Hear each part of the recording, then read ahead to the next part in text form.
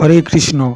প্রিয় দর্শক, শ্রীমদ্ ভাগবতে একাদশ স্কন্দের তৃতীয় অধ্যায় 29 শ্লোকে বলা হয়েছে, তস্মাদ গুরুং প্রপদ্যেত জিজ্ঞাসুহ শ্রেয়োত্তমম শাব্দে পরে চ নিষ্ণাতং ব্রহ্মণ্যোপশমাশ্রয়ম।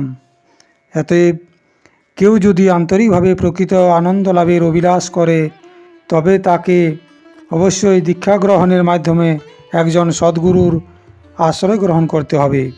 সদ্গুরুর যোগ্যতা হচ্ছে যে তিনি গভীরভাবে শাস্ত্রের সিদ্ধান্ত উপলব্ধি করেছেন এবং অন্যান্যদের সেই সব সিদ্ধান্ত বিষয়ে প্রত্যয় উৎপাদনে সক্ষম। যারা জড় সুখ সুবিধাকে অগ্রাহ্য করে পরমেশ্বর ভগবানের শরণ গ্রহণ করেছেন, সেই ধরনের মহান ব্যক্তিদেরই যথার্থ সদ্গুরু বলে জানতে হবে। যেহেতু গুরুদেব হচ্ছেন শিষ্যের কাছে বৈদিক জ্ঞান বাহিত হবার মাধ্যম, সেই জন্য তার ভূমিকা অত্যন্ত গুরুত্বপূর্ণ। আমাদের জানা কর্তব্য কে গুরু নন আর কেই বা প্রকৃত গুরু। দুর্ভাগ্যবশত সাম্প্রতিক বছরগুলিতে আমরা প্রচুর সংখ্যায় পেশাদারী গুরুদেব এবং স্বঘোষিত বা শিষ্য ঘোষিত ভক্ত অবতারদের দেখতে পাচ্ছি, যারা কিছু গুপ্ত মন্ত্র ও মিথ্যা প্রতিশ্রুতি দেওয়ার জন্য নানা নামে ও ফন্দিতে ভালো রকম দক্ষিণা নিয়ে থাকে। তাদের শিষ্যদের সমস্ত রকম বৈদিক বিধিনিষেধ লঙ্ঘন করার অনুমোদন দেয়, যেমন মাংসাহার, নেশা, জুয়া, অবৈধ যৌন ক্রিয়া ইত্যাদি। যোগকে এক সাধারণ স্বাস্থ্য চর্চার অঙ্গ হিসাবে শিক্ষা দেয়, যোগকে ভগবানের সঙ্গে যুক্ত হওয়ার কৌশল হিসাবে শিক্ষা দেয় না। এরকম পোষণ ও প্রচার করে যে যোগ চর্চার উদ্দেশ্য হচ্ছে জড়জাগতিক উপকার বা সুফল লাভ, এরকম ঘোষণা করে বেদকে অমান্য করে থাকে। আমি ভগবান, তুমিও ভগবান, প্রত্যেকে ভগবান ইত্যাদি। সেজন্য প্রথমেই এইটি উপলব্ধি করা প্রয়োজন, একজন যথার্থ সদ্গুরুর লক্ষণ কী, কে প্রকৃত শুদ্ধ জ্ঞান লাভ করেছেন এবং সেই দিব্যজ্ঞান তিনি অপরকে প্রদানে সমর্থ কি না। কোনো রকম যাচাই না করে কোনো ব্যক্তিকেই অন্ধভাবে প্রামাণিক বলে গ্রহণ করা উচিত নয়। যে ব্যক্তি একজন হাতুড়ে চিকিৎসকের কাছ থেকে ওষুধ গ্রহণ করে সে বুদ্ধিহীন এবং সে আরও বেশি ভোগান্তিকেই আমন্ত্রণ করে থাকে। সেই জন্য এরকম কোনো যোগ্যতা সম্পন্ন চিকিৎসকের শরণাপন্ন হওয়া উচিত, যিনি কোনো স্বীকৃত মেডিকেল কলেজের ডিগ্রি নিয়েছেন, যার সুন্দর চিকিৎসা সংক্রান্ত অভিজ্ঞতা আছে এবং যিনি রোগ নিরাময়ে সুদক্ষ। কারো মুখের কথা, দেহের রূপ বা জাতিবর্ণ বিচারের দ্বারা তার গুরু হবার যোগ্যতা বিচার করা যায় না।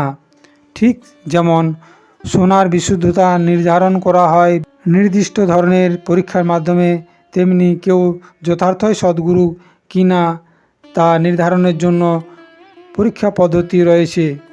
তা এরকম, তিনি একজন প্রামাণিক গুরুদেব, সদ্গুরু, যিনি স্বয়ং ভগবান হতে আগত গুরু শিষ্য পরম্পরা ধারায় শিষ্যত্ব গ্রহণ করে ভগবত প্রদত্ত পরম তত্ত্বজ্ঞান শ্রবণ করেছেন।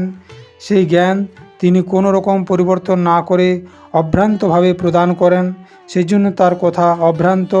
তা সাধারণ মানুষের 4টি ত্রুটি, যেমন ভ্রম, প্রমাদ, বিপ্রলিপ্সা, করণাপাটব হতে বিমুক্ত। একজন গুরুদেব অবশ্যই শাস্ত্রীয় সিদ্ধান্তসমূহের সুগভীর তত্ত্ববোধ বা উপলব্ধি অর্জন করেছেন, কেননা তিনি পরম তত্ত্ব বা পরম সত্য শ্রবণ করেছেন, তা বুঝেছেন এবং অনুশীলনের মাধ্যমে উপলব্ধি করেছেন। তিনি অবশ্যই ভগবত ভজনে ব্রতী হবেন। তিনি শাস্ত্রোক্তি দ্বারা এবং বর্তমান ও পূর্বতন সত্যদ্রষ্টা মহাজনগণের উক্তির দ্বারা তাত্ত্বিক সিদ্ধান্তসমূহের সত্যতা প্রামাণিকতা প্রতিপাদন করতে সমর্থ হবেন। তিনি কেবল পূর্ণ জ্ঞান উপদেশ দেবেন না, তিনি হবেন একজন আচার্য, যিনি নিজ জীবনধারার মাধ্যমে দৃষ্টান্ত উপস্থাপন করে শিক্ষা দেবেন।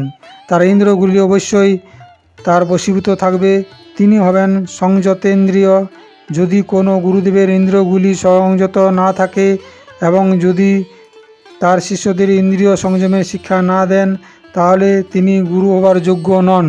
ষোড়শ শতাব্দীর একজন বৈদিক দার্শনিক এবং ভগবান শ্রী চৈতন্য মহাপ্রভুর একজন অগ্রগণ্য শিষ্য শ্রীপাদ রূপ গোস্বামী তার শ্রী উপদেশামৃত গ্রন্থে গুরুদেবের 6টি লক্ষণের উল্লেখ করেছেন, যে সংযমী ব্যক্তির বাক্যের বেগ, ক্রোধের বেগ, জিহ্বার বেগ, মনের বেগ, উদর এবং উপস্থের বেগ, এই ষড়বেগ দমন করতে সমর্থ তিনি সমগ্র পৃথিবী শাসন করতে পারেন।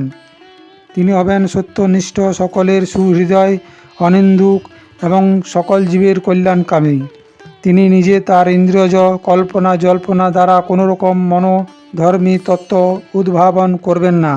তিনি কেবল তার গুরুদেবের নিকট থেকে প্রাপ্ত বাণী যথাযথ ও নির্ভেজালভাবে উপস্থাপিত করবেন।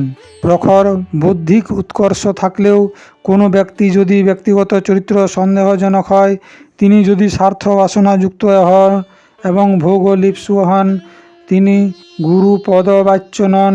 যেহেতু ভগবানই হচ্ছেন পরম গুরু, আদি উৎস, যিনি পরম তত্ত্বজ্ঞান প্রদানে সমর্থ, এবং যেহেতু ভগবান হতে পরস্পরা ধারায় এই একই জ্ঞান অবিমিশ্রভাবে প্রবাহিত হয়ে আমাদের কাছে পৌঁছায়, সেজন্য আমরাও সেই পরম সত্য উপলব্ধি করতে পারি এবং আমাদের জীবন সার্থক করতে পারি।